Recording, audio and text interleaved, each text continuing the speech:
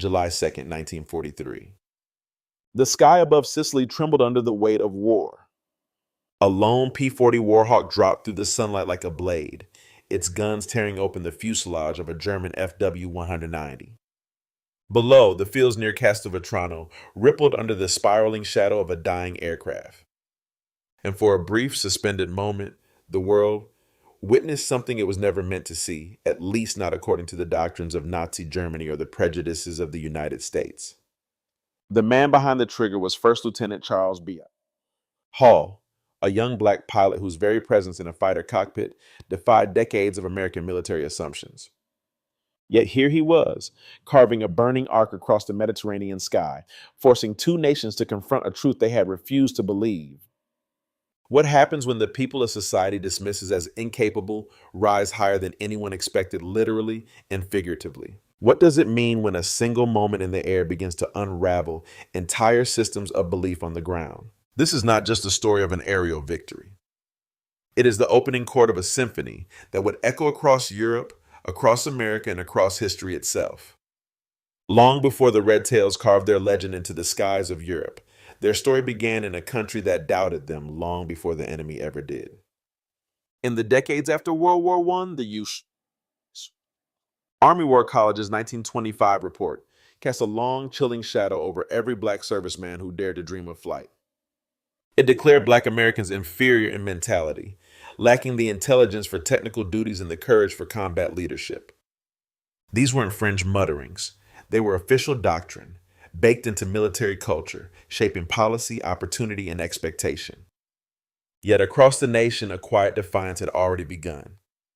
Eugene Bullard had crossed an ocean to fly for France in World War I, when his own country refused him.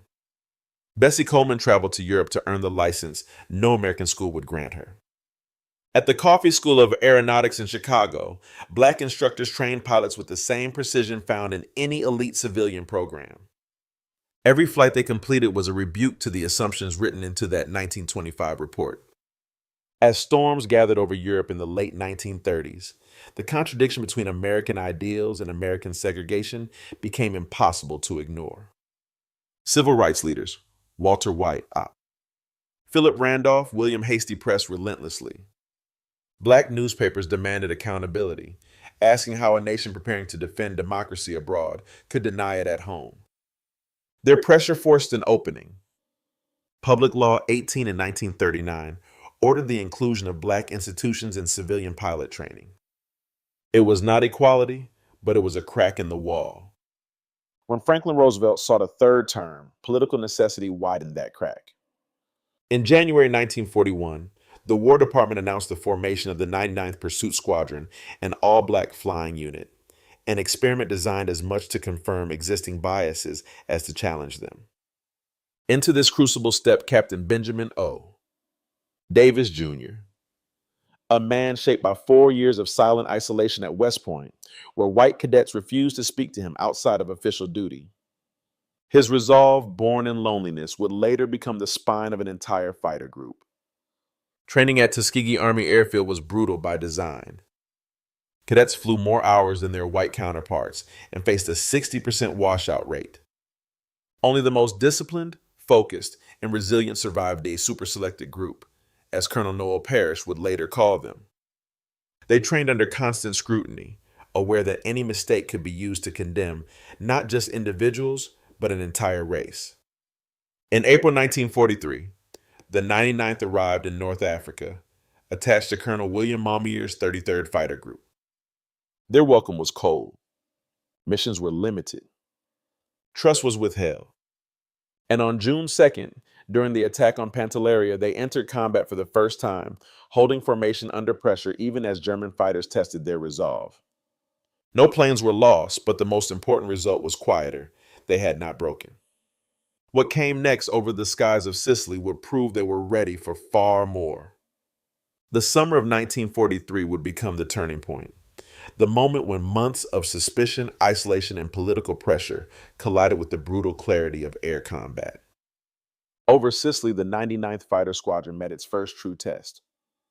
First Lieutenant Charles B. Hall had flown only 7 missions when he spotted 2 FW-190s diving toward the American B-25s.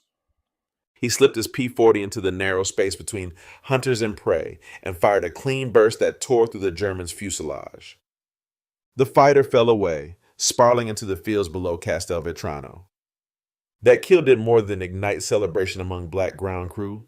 It shattered the carefully maintained narrative that black pilots lacked aggressiveness or technical mastery. But on the ground, such evidence is still struggled against entrenched prejudice.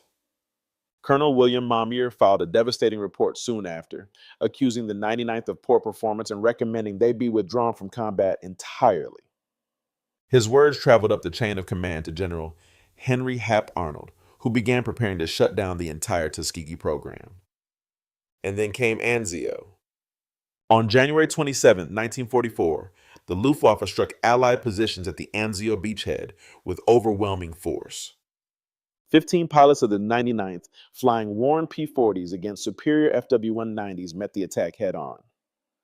What followed was 2 days of fierce, disciplined combat. Depending on reports, they downed between 8 and 13 German fighters, more enemy aircraft than they had destroyed in the previous 7 months combined. Captain Charles Hall added 2 more victories, reaffirming the skill that had once stunned Sicily. The implications were immediate.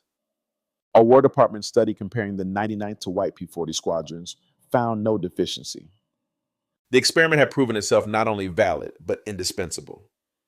With this validation came transformation. In May 1944, the 99th joined the 100th, 301st, and 302nd Fighter Squadrons to form the 332nd Fighter Group. Soon after, they were assigned a new Mission 1 of the most demanding roles in the United States Army Air Forces, long-range bomber escort for the 15th Air Force. Colonel Benjamin Davis Jr. gathered his pilots at Ramitelli Airfield and delivered an order that would define their legacy. "We cannot afford to lose bombers," he said. "Our job is not to be aces. Our job is to bring those bombers home." In June, a new identity emerged. General Nathan Twining ordered distinctive markings for fighter groups, and the 302nd received red bright crimson splashed across their Mustang tails, spinners, and nosebands. The sight was unforgettable. Soon, bomber crews whispered to one another, "If you can get the red tails, get them." Their reputation spread not because they chased glory, but because they refused to abandon their charges. While other units broke formation to pursue easy kills, the Red Tails held the line. Formation discipline became their weapon. Loyalty to the bombers became their creed. The stage was set for a confrontation deeper inside Germany one that would push them beyond reputation and into legend. By the summer of 1944, the Red Tails had developed a reputation for precision and discipline, but war rarely allows reputations to stand untested. On July 18th, over the heart of Bavaria, the 332nd faced one of the most punishing trials of their entire campaign, the Memmingen Raid. Colonel Davis led 66 P-51 Mustangs into German airspace, expecting to rendezvous with the bomber stream. But the bombers were late and time drifted away in the stillness of enemy territory. When the B-17s finally appeared, they brought a storm with them, nearly 100 German fighters diving from every direction. In those 20 minutes of violent, spiraling combat, the Red Tails fought to hold a line that had already been pierced. They claimed 11 to 12 kills, but the Luftwaffe's attack was overwhelming. 15 B-17s were lost, flaming wreckage scattered across fields and forests. 3 pilots of the 332nd were killed, Lieutenants Robert Hutton, Wellington Irving, and Alfred Brown. Critics pounced on the losses, eager to reduce the Red Tails to a failed experiment. But the operational analysis told a different story. The 332nd had flown into an impossible situation and prevented it from becoming a catastrophe. They had met chaos with discipline. Yet the war had one more crucible for them in Berlin. On March 24, 1945, the Red Tails were assigned a mission of brutal scope, escorting heavy bombers on a 1,600-mile round trip to strike the Daimler-Benz tank works near Berlin. Intelligence reports warned that the world's first operational jet fighter, the Messerschmitt Me-262, would defend the capital. With a top speed far beyond any propeller-driven aircraft, it represented the final technological gamble of a collapsing Reich. As the bombers neared Berlin, silver streaks cut through the sky, the largest concentration of Me-262s ever launched in a single interception. Lieutenant Roscoe Brown had studied their weaknesses: climb angles, blind spots, acceleration curves.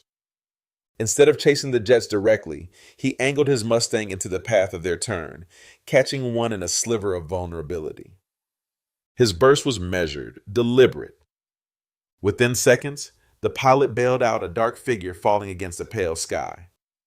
Two more jets fell that day to Earl Lane and Charles Brantley. 3 Me-262s in one mission more than most American groups destroyed in the entire war. For this, the 332nd earned a Distinguished Unit Citation. But triumph in the air could not soften the truths waiting on the ground. 32 Red Tails became prisoners of war. Among them was Lieutenant Alexander Jefferson, shot down while strafing radar sites in southern France. At Stalag Luft III, he found himself treated as an equal among white American POWs, and irony that haunted him. Here I was in a Nazi prison camp, he recalled, being treated more equally than I would be back home. When he finally returned to the United States, he was immediately segregated at the disembarkation point. The cost of the Red Tail service was written in more than statistics, but the numbers remained stark. 66 killed in action, 32 captured, 84 more lost in training accidents. These were not abstractions. They were lives cut short, stories unfinished, futures surrendered to the weight of a war fought on two fronts. And yet, their sacrifice only sharpened the truth the world could no longer ignore. Across the shattered skies of Europe, the Red Tails' combat record became impossible to dismiss. Internationally, even Germany, bound by its own racial dogma, could not ignore what it witnessed. Luftwaffe intelligence briefings began referring to the red-tailed Mustangs with a begrudging clarity, Schwarzer Vogel mentioned to Black Birdmen. It was an acknowledgement born not of admiration, but of necessity. In the cockpit, ideology offered no protection. Skill did. To Allied bomber crews, the perspective was far simpler. They cared nothing for the color of a pilot's skin, only for the color of the tail guarding their flank. Stories spread through the 15th Air Force of tight red tail formations, of Mustangs that never abandoned a damaged bomber, of wings that dipped in a silent greeting before settling into a protective arc. These weren't myths. Air Force historian Dr. Daniel Hallman later confirmed the numbers: 27 bombers lost under 332nd escort compared to the 46 plane average for other P-51 groups. In the arithmetic of war, that difference was measured in lives saved. Back home, the reaction was more fractured. Black newspapers carried the red tails on their front pages, symbols of the Double V campaign, victory against fascism abroad and victory against racism at home. But mainstream white publications often omitted their achievements or buried them beneath other headlines. The War Department itself rarely highlighted their success, unwilling to confront the contradictions it exposed. Yet politics could not resist facts forever. The red tails, flawless discipline, and strategic effectiveness became part of a broader conversation about the future of the U. Military. In 1948, President Harry Truman issued Executive Order 9981, integrating the armed forces. The Tuskegee Airmen were not the sole reason for this seismic shift, but they were a decisive one.